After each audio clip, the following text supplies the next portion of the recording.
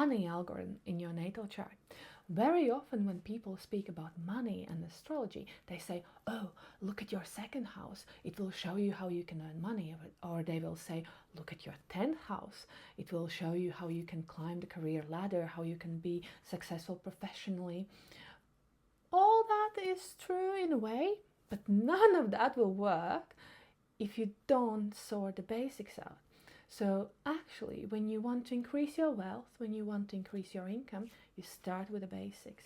Step one, you start with your moon. Moon, because it's in astrology, it's responsible for the ways we adapt to situations, for the ways we can rest and recover, for the ways we can deal with stress. And all of that is necessary, for instance, to run your own business. You can't run your business if you can't adapt to changing environment, if you can't adapt to the needs, changing needs of your audience. You just need to be able to adapt, and you need to be able to rest. Otherwise, you'll just burn out. So once you've dealt with your moon, you have to look at your moon sign, the house your moon is in, and difficult aspects to your moon. So once you've dealt with all that, then you look at your sun sign. So step number 2 is your sun. Why sun? Because it's responsible for your authenticity, for your place in the world. And through sun, you find your right audience who will resonate with you. So you have to look at your sun sign, you have to look at the house that your sun is in, and you have to look at difficult aspects that your sun forms. So once you've learned to work with the energy of your sun, once you know how to generate your own energy through sun sign activation techniques, then you can move on to your rising sign. When you learn how to work with the energy of your rising sign, you will learn how to make the first impression in the world. You will know how to create the right impression in the right moment, and that will help you with your branding as well. Then, so that was moon was step number 1, sun was step number 2, ascendant or rising sign is step number 3. Number 4 is not your second house, it's not the 10th house. Number 4 is your Saturn. Why Saturn? Because to have really big success and really big income, you need to be mature to a certain degree. You still need to have creativity of a child, but you need to make sure that you don't work against your Saturn sign.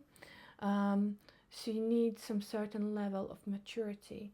So you work with your Saturn, and only then you look at your second house, you look at your 10th house, and you look at the rulers of those houses.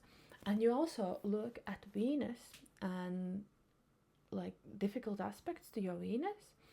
All of that forms your relationship with wealth and money in your natal chart.